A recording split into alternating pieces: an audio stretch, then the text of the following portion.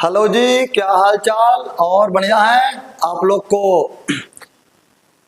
Back to back हर चीज का प्रश्न उत्तर प्रीवियस ईयर क्वेश्चन मिल रहा है, तो आप लोग उसको सॉल्व करते रहिए।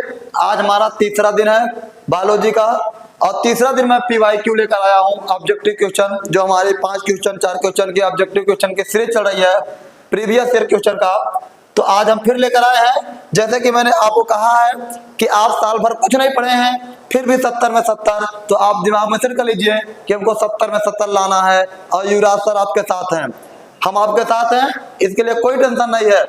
जब हमने बोल दिया है तो हम करके भी दिखाएंगे।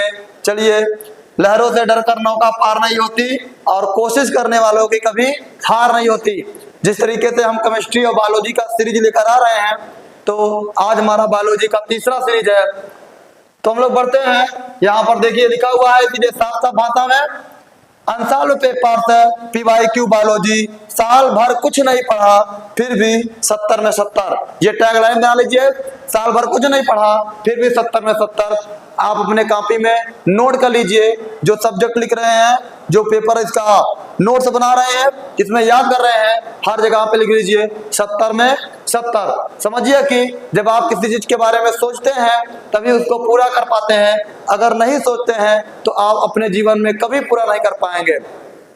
किसी भी चीज को करने से पहले उसको सोचना पड़ता है, तो आपको उसके पहले सोचना पड़ेगा, तभी आप कर पाएंगे। यदि आप सोचते हैं तो आप जरूर कर जाएंगे। अभी हमारे पास 100 दिन का समय बचा हुआ है, तो 100 दिनों में हम लोग करेंगे। क्योंकि हमारा जो पेपर है फरवरी या मार्च तक होने वाला है, तो आप सभी लोग इसको मन लगा करके पढ़ते जाइएगा। तो हमारा आपसे वादा है कि हम इसको आपको 100% एक भी नंबर आपका कटने नहीं पाएगा। आप अच्छा, बेहतर और साफ लिखेंगे तो जरूर मिलेगा। चलिए हम शुरू करते हैं, देखते हैं हमारा सवाल क्या है। पहले हमने देख लेते हैं पेपर हमारा कौन सा है। तो पेपर जो दूसरा सेट है, ध्यान दीजिएगा, हमारा सिर्फ दूसरा पेपर है, दूसरा सेट है। और 2025 का 348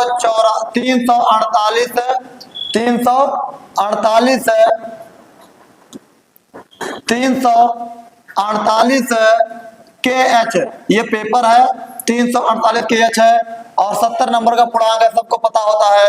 3 घंटे 15 मिनट समय होता है, ये भी पता होता है। बहुविकल्पी प्रश्न हम लोग मतलब MCQ लेकर आ रहे हैं, और ये किसका है? बायोलॉजी का है। किसका है? बायोलॉजी का है। और आप हम पे विश्वास कीजिए, हम आपको नैया पार करेंगे। तो एक बार विश्वास तो कीजिए, बिना विश्वास के यहाँ पर कुछ नहीं होने वाला है। तो चलिए हमारा पहला प्रश्न है। अब पहला प्रश्न हमारा क्या कहता है? पहला प्रश्न कहता है T capital T small T Anil जोड़ा है। ध्यान दीजिए, मेंडल के प्रथम नियम से लिया गया है टी और कैपिटल टी स्मॉल टी। ध्यान दीजिए, अगर कैपिटल टी होता, एक समान होते, इसे समयुग्मकी कहते। क्या बोलते? समयुग्मकी बोलते। अगर कैपिटल टी के बाद स्मॉल टी होता, इसे भी समयुग्मकी बोलते। अब क्या हो गया है? कैपिटल टी और स्मॉल टी है, इसे हम विषम युग्मकी बोलेंगे। क्या बोलेंगे? विषम युग्मकी बोलेंगे। तो यहाँ पर देखिए क्या हुआ है, यहाँ पर समयुग्मकी लंबा हमारा ये हो गया। दूसरा लिखा हुआ है विषम युग्मकी लंबा। तो विषम युग्मकी लंबा हमारा यही होता है, ये हमारा क्या होता है? लंबा होता है।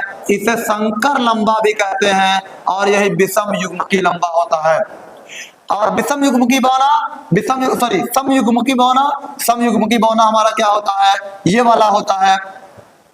अब विषम युग्मकी बौना हमारे पास होता ही नहीं है, तो इसका ऑप्शन ये संभव ही नहीं है, इसको आप काट दीजिए। तो हमारे पास जो ऑप्शन हो जाएगा वो क्या हो जाएगा? ध्यान दीजिए, मैंने आपको जो समझाया है फिर से, capital T small T allele जोड़ा है। Capital T small T allele जोड़ा है। क्या है? विषम युग्मकी लंबा। क्या होता है? विषम युग्मकी लंबा। कैपिटल टी समयुग्मकी लंबा, स्मॉल टी समयुग्मकी बौना, कैपिटल टी और स्मॉल टी क्या हो जाएगा? विषम युग्मकी बौना। बीटी कपास किससे निर्मित होती है?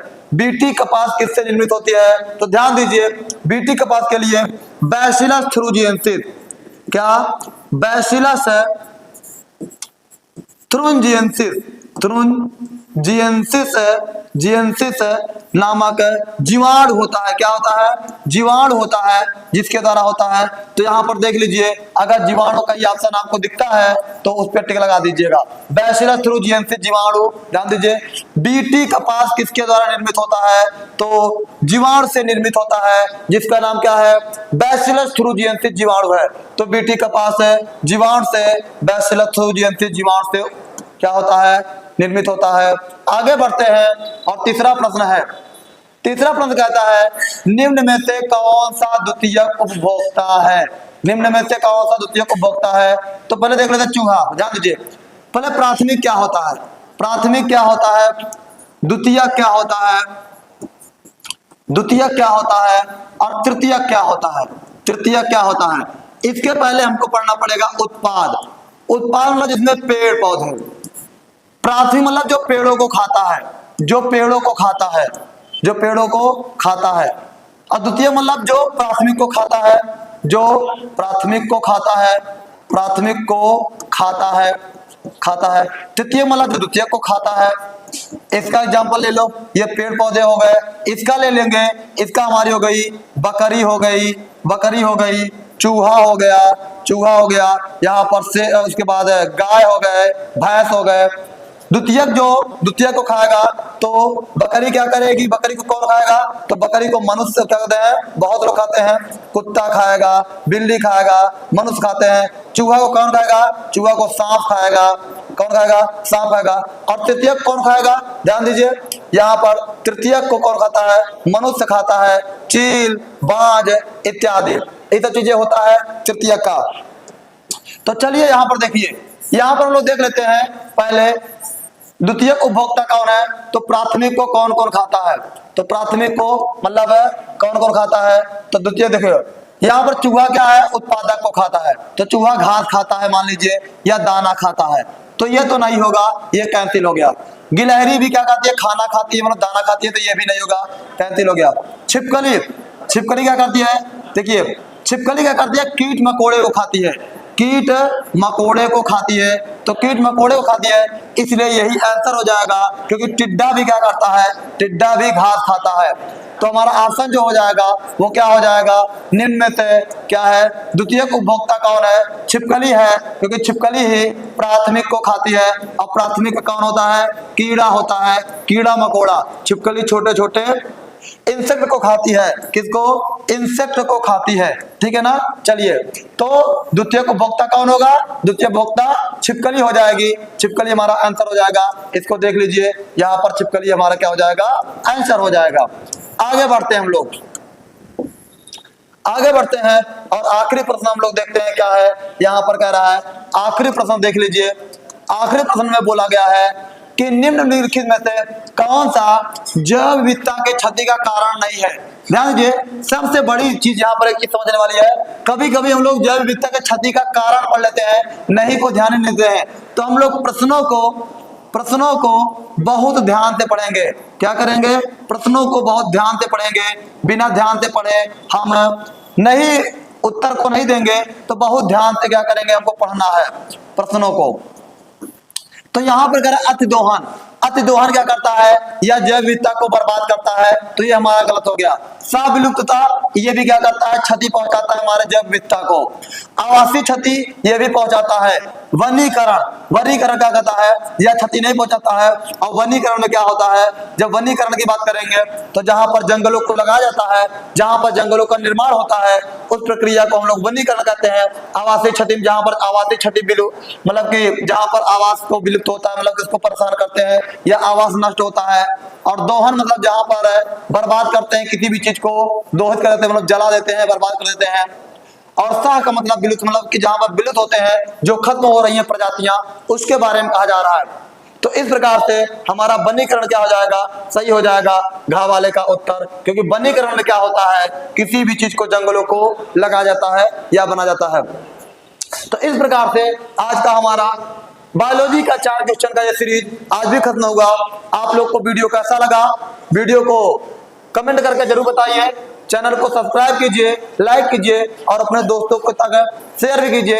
अगर आपको कोई सजेशन देना हो तो हमें बताइए, हम आप लोग के उस सजेशन को जरूर फॉलो करेंगे। तो आप लोग हमारे साथ जुड़िए और हम आपको हर विषय के लिए तैयार करेंगे। और हर विषय में, जैसे कि हमारी टैग लाइन है, साल भर नहीं पढ़ा फिर भी 70 में 70, तो आप दिमाग में सेट कर लीजिए कि हम साल भर नहीं पढ़े फिर भी 70 में 70 दिलाने की गारंटी अगर हम ले रहे हैं, अर्थात दिलाएंगे। तो ये देख लीजिए हमारी टैग लाइन, एक बार फिर से पढ़िए और टैग लाइन को, और उसी हिसाब से आप लोग क्या कीजिए, इस काम को कीजिए। चलिए, साल भर नहीं पढ़ा फिर भी 70 में 70 हम आपको दिलाने की पूरी जिम्मेदारी ले रहे हैं। तो आप मन लगा के पढ़िए। इस तरीके से हमने PYQ बायोलॉजी का किया। यहाँ पर देख लीजिए, आप साल भर कुछ नहीं पढ़ा फिर भी 70 में 70, ठीक है ना। तो आप सभी को धन्यवाद, आप सभी को धन्यवाद। हम मिलते हैं अगले वीडियो में। तब तक आप लोग वीडियो को देखते रहिए, वीडियो को शेयर कीजिए अपने दोस्तों तक, ताकि आपका भी भला हो, आपके दोस्तों का भी हो। चलिए, थैंक यू।